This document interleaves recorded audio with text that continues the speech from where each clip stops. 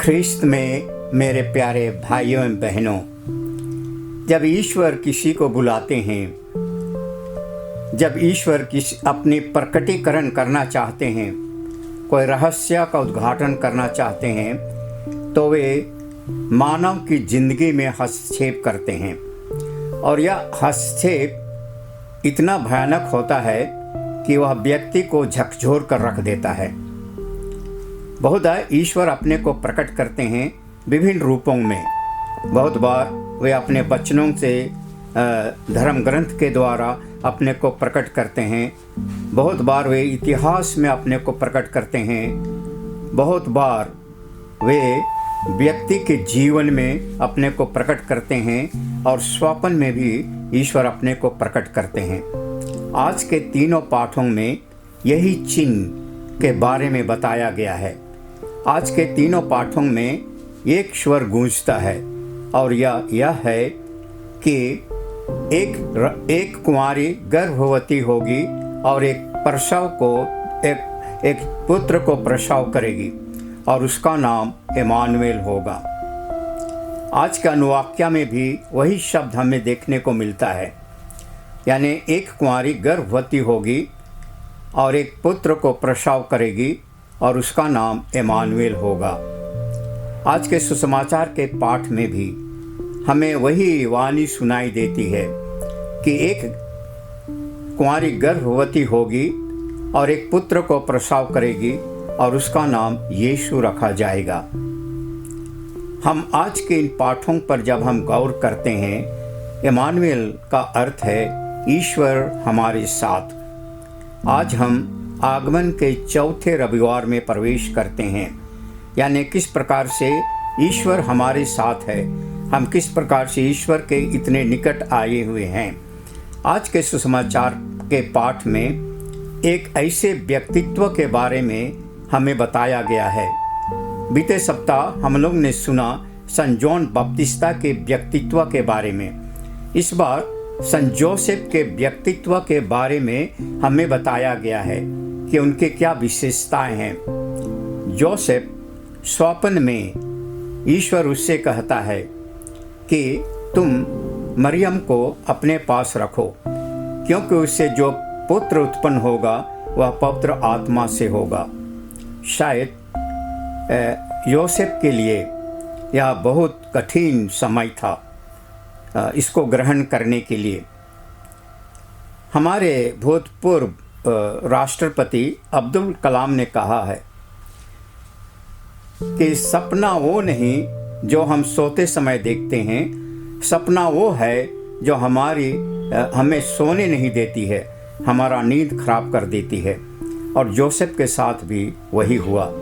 शायद वह रात भर सोचते रहा कि क्या यह कैसा चिन्ह है, कैसा संदेश है, लेकिन योसेफ इसको ग्रहण करता है, इस पर विश्वास करता है। हम लोग बहुत बार माता मरियम के 7 दुखों का पर्व मनाते हैं। जब हम लोग संत जोसेफ के चरित्र के बारे में, उसके जीवन के बारे में सोचते हैं, मेरे लिए तो सबसे बड़ा उनका दुख था कि मरियम को ग्रहण करना।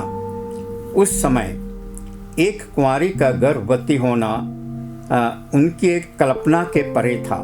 कोई शायद कल्पना भी नहीं कर सकता था तब उन पर क्या गुजरी होगी। शायद जोसेफ और मरियम पर 9 महीने तक किस दशा में थे होंगे। शायद उनका कोई समाज से ताल्लुक़ नहीं था, शायद वे घर के अंदर ही रहते थे, मिलना जुलना कुछ नहीं था, क्योंकि लोग क्या कहेंगे। लेकिन जोसेफ इसको सहता है और सहने के लिए तैयार हो जाता है। हम आज के इस पाठ में हम जोसेफ की 5 विशेषताएं देखते हैं। उनकी पहली विशेषता है आज्ञा पालन। ईश्वर उससे कहता है स्वप्न में, और जोसेफ अक्षरशः उसका पालन करता है।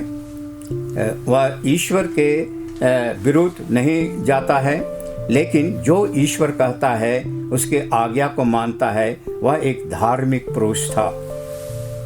उसकी दूसरी विशेषता है विनम्रता। हम देखते हैं कि जोसेफ कितना दीन और विनम्र था। वो बातों के द्वारा नहीं, जो कुछ भी होता था अपने कामों के द्वारा दिखाता था। वही उसी का काम, उसकी विनम्रता थी। उसकी तीसरी विशेषता थी ईमानदारी और निष्ठा, यानी काम के प्रति निष्ठा। वे बढ़ाई का काम करते थे और वे जिंदगी भर वही काम करते रहे, लेकिन उन्होंने परिवार को पालने के लिए उस काम को ईमानदारी और निष्ठा से किया। उसकी चौथी विशेषता है संरक्षण और परिवार को संभालना। वो एक पालक पिता थे और पालक पिता का कर्तव्य था कि परिवार को संभालना। वे किस प्रकार से माता मरियम और यीशु का लालन पालन करते हैं, किस प्रकार से उनकी देखभाल करते हैं।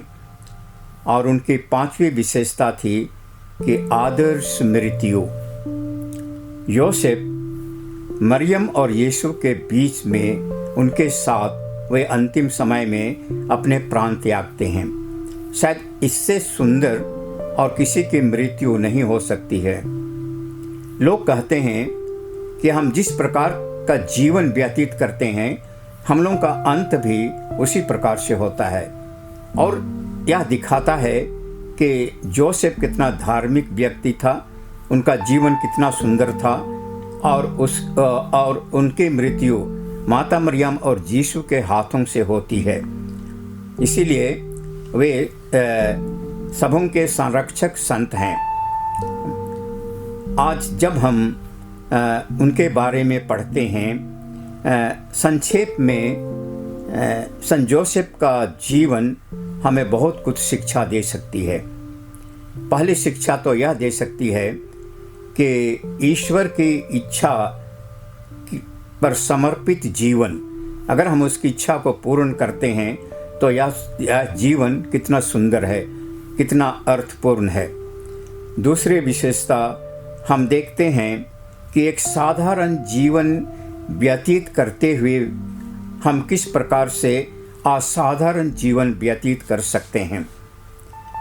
इनकी तीसरी हम शिक्षा मिलती है कि परिवार और समाज की सेवा करना ही जीवन का अर्थपूर्ण जीवन व्यतीत करते हैं। इसलिए संत जोसेफ हमें बहुत कुछ सिखाते हैं। आज हम आगमन के अंतिम सप्ताह में पहुंच गए हैं। जब हम क्रिसमस की तैयारी कर रहे हैं, हम भी आज थोड़ा मौन करें, विशेष करके उन गुणों को, उन विशेषताओं को जो संत जोसेफ के पास था। जॉन बपतिस्ता यीशु का मार्ग तैयार करता है, लेकिन संत जोसेफ यीशु को इस दुनिया में लाते हैं, पालन पोषण करते हैं, संरक्षण देते हैं और इस योग्य बनाते हैं कि वे जा कर के प्रचार कर सकें। संत जोसेफ का साधारण जीवन यह दिखाता है कि हम साधारण जीवन जी करके अपने कर्तव्य कामों को पूरा करते हुए हम कितने गरिमामय जीवन जी सकते हैं, कितना सार्थकपूर्ण जीवन जी सकते हैं। आज जब हम क्रिसमस के बहुत निकट हैं, हम संत जोसेफ के इन गुणों को, इन विशेषताओं को अपनाएं और विशेष करके हम उन गुणों को अपनाएं, उनकी आज्ञा पालनता, उनकी दीनता, उनकी धार्मिकता, इन सब को अपना करके हम यीशु के और अधिक निकट आते जाते हैं। और जब यीशु आएंगे, हम भी यीशु को अपने हृदय में अपना सकें।